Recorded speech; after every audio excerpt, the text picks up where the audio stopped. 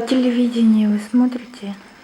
Телевизор вообще я редко смотрю, потому что иногда Местное. не бывает. Местное телевидение только новости. Только новости, и если интересно, бывают авторские программы, я смотрю, но их бывает очень мало. Конечно, хотелось бы, чтобы было бы больше. И еще сейчас мало у нас стало передач на бурятском языке. К сожалению. Я даже помню, одно время было такое нововведение, когда там мультики показывали на бурятском языке. Это было очень интересно, было даже смешно, когда мультик «Лунтик» был на бурятском языке. Но опять-таки все пытались как-то возродить интерес к бурятскому языку, наверное. Поэтому. И хотелось бы, чтобы у нас на телевидении было больше каких-то все равно бурятских интересных передач, которые было бы интересно смотреть.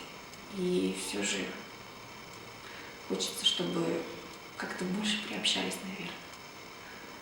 А вот новости, да, всегда смотрю. Мне даже нравятся некоторые определенные ведущие, которые ведут, как они излагают новости. Интересно очень. А вообще новости по Первому каналу, по Второму. По Первому даже не смотрю канал, по Центральному, потому что я считаю, что там не все показывает, то, что происходит в мире. И стараюсь читать новости. Мне нравится «Российская газета», мне нравится «Известия». Я в интернет-порталах читаю какие-то новости. В основном только вот так.